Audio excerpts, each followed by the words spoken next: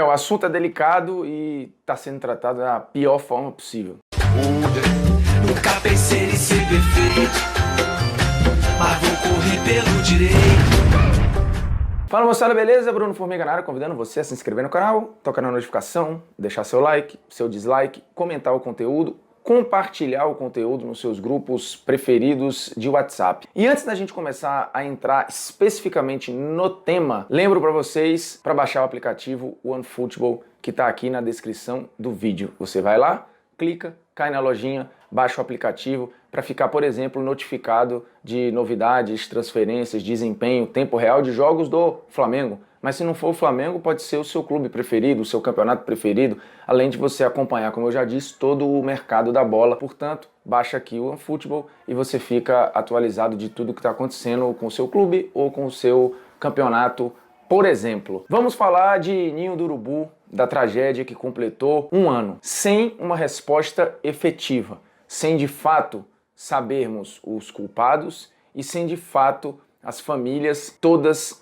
terem o seu ressarcimento. E aí é um ressarcimento apenas em parte, somente jurídico, financeiro, porque de fato nada vai devolver os 10 filhos, os 10 netos, os 10 irmãos, os 10 primos, os 10 garotos. Nada. Então qualquer coisa que a gente vai discutir aqui não vai ser para preencher e compensar o que essas famílias perderam. Isso é inatingível. Tudo o que se fala aqui é uma questão de postura, tratamento e empatia. E aí o Flamengo tem dado uma aula de como não fazer. Tem gente que pode argumentar e dizer, cara, mas o Flamengo se arrumou com algumas famílias, algumas aceitaram a proposta, outras famílias, inclusive de vítimas, que apenas se feriram, também aceitaram. Ok, é um argumento. A questão é a imagem que se passa. E se uma família ficou insatisfeita, a questão foi mal gerida. Porque neste momento, o Flamengo não é vítima. O Flamengo tinha os garotos sob a sua responsabilidade. E os garotos morreram dentro das instalações do clube. Então qualquer coisa que se fale, tentando equilibrar a situação ou equiparar a situação, é um erro. Porque não são situações iguais. Primeiro que instituições, normalmente, têm mais poder, mais dinheiro, muito mais ferramentas do que indivíduos. Qualquer disputa judicial, processual, que envolva a instituição tão rica, tão poderosa, com famílias, ainda mais muitas dessas famílias que são carentes, é óbvio que você não pode equiparar. Ainda mais quando no meio dessa disputa você tem a perda de entes queridos. Aí é que não dá para equiparar mesmo. Então, de fato, o Flamengo sofreu a sua maior tragédia na história. É verdade, é uma mancha que vai ficar na história do clube, sim, mas as famílias sofreram algo muito pior. Então não queiram ou não tentem comparar, porque é injusto, é completamente desproporcional. E mesmo sendo uma marca negativa na história do Flamengo, o Flamengo poderia ter gerido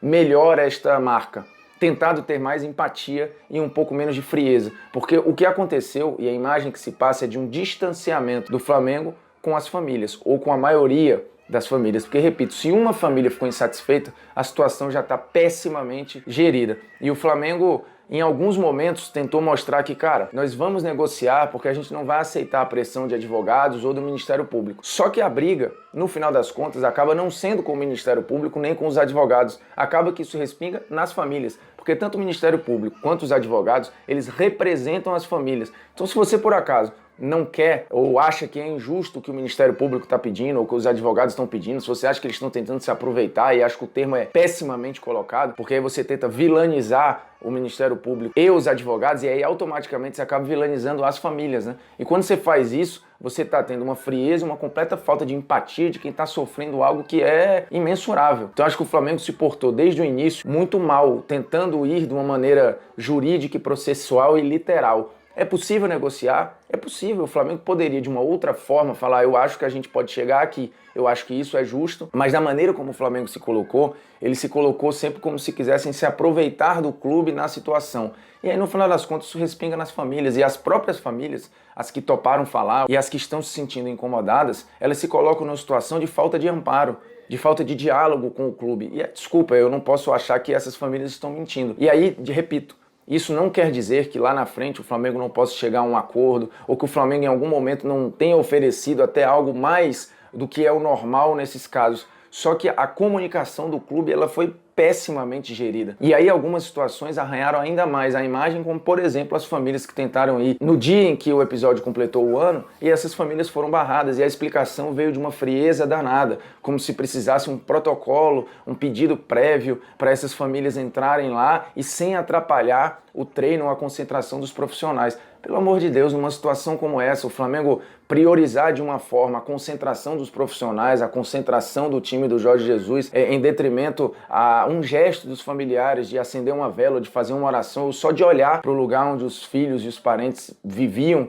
porque de fato eles moravam ali, eles estavam sob a tutela do clube, e aí você negar isso porque o protocolo não foi seguido, o pedido, a burocracia não foi feita, é uma completa falta de empatia numa situação em que você deveria ter a empatia total e se colocar no lugar do outro. A instituição deveria se colocar no lugar do outro, e o Flamengo não passou esse recado de se colocar no lugar das famílias em lugar nenhum, né? E aí, tanto que todas as ações, ou quase todas as ações públicas do Flamengo, seja em rede social ou em qualquer outro lugar, elas acabaram sendo rebatidas porque o Flamengo passa uma imagem muito diferente daquilo que ele posta, né? Não adianta colocar suas redes sociais em preto e branco ou fazer pronunciamentos dolorosos e na prática você agir com essa frieza e esse distanciamento. Um outro exemplo para ficar claro é que o Flamengo, na minha visão, e outros já levantaram essa bola, né? Mauro César Pereira, o Biratan Leal, outros jornalistas também, o Flamengo não deveria mais jogar no dia 8 de fevereiro. Nunca mais na sua história o Flamengo deveria entrar em campo no dia 8 de fevereiro. Como, por exemplo, o Liverpool não joga no dia 15 de abril. E olha que o Liverpool teve muito menos culpa no episódio em Hillsborough, com os 96 torcedores mortos, do que o Flamengo tem agora. E o Liverpool não entra em campo neste dia. Inclusive, ele solicita a entidades quando tem jogo marcado, ele pede para não jogar, ele briga para não jogar, ele fala que não vai jogar, e a UEFA, por exemplo, já teve que mudar o jogo do Liverpool, tirando o jogo do dia 15 de abril, jogando pro dia 14, jogando pro outro dia, porque o Liverpool não entra em campo nesse dia. Porque o dia 15 de abril para o Liverpool é um dia de memória, é um dia de reflexão, é um dia de luto, é um dia de homenagear somente aquelas vítimas. O foco são as vítimas, não um jogo, não momentos efusivos ou momentos que podem ter pílulas de alegria. O Flamengo deveria pensar da mesma maneira e olhar para o dia 8 de fevereiro como um dia de lembrança, de aprendizado, de memória, de luto, não um dia em que eventualmente o time pode jogar e dar alguma alegria para o seu torcedor, porque esse não é para ser um dia de alegria na história do clube, é para ser um dia de reflexão, para você não repetir mais erros. Por isso as pessoas têm memória, por isso existe memorial, por isso existe museu, por isso você tem gente reforçando lembrança de episódios negativos, que é para a gente aprender com o que passou e não fazer de novo, e falar, olha, um dia isso aconteceu.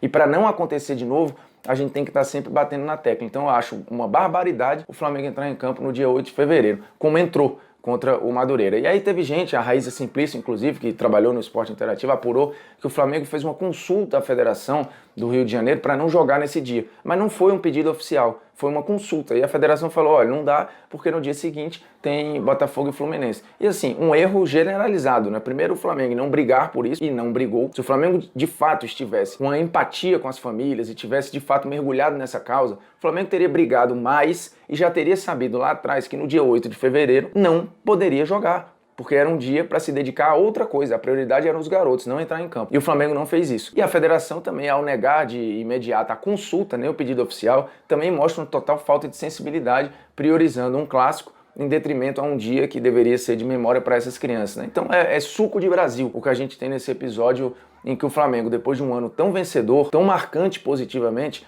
foi deixando esse arranhão tomar conta, né? E neste momento, o Flamengo tem sido mais falado por essa falta de atitude ou por não mergulhar tão na história. E aí é aquilo, né? Numa situação como essa, pô, eu acho que aqui tá muito, aqui não tá. Olha para o teu contexto, olha hoje para as suas finanças e vê se vale a pena você, enquanto instituição, comprar essa briga.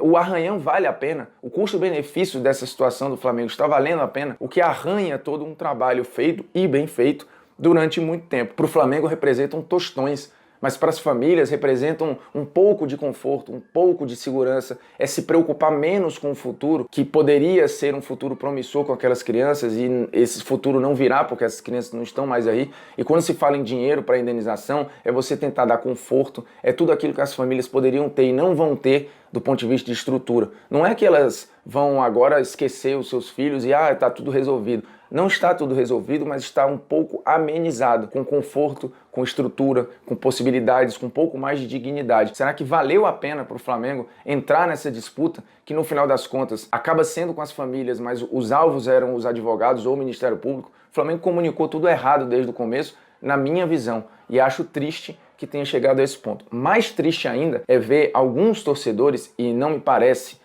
ser a maioria, muito pelo contrário, a torcida do Flamengo comprou a ideia, comprou a dor das famílias, mas muito torcedor, para defender o clube, acaba atacando as famílias, falando que estão se aproveitando, aí acha que a imprensa que critica está jogando contra, e falta o mínimo, que é tirar um pouco a paixão de lado e tentar colocar o lado humano aí. Mas nesse episódio, a empatia mandou lembrança. É isso, agradecendo a sua audiência, a sua paciência, se inscreva no canal, toque na notificação, o mais importante, vá, mas volte, espalhe o conteúdo por aí. Estamos já chegando quase em 80 mil inscritos. Um grande abraço para vocês, é nóis, tamo junto.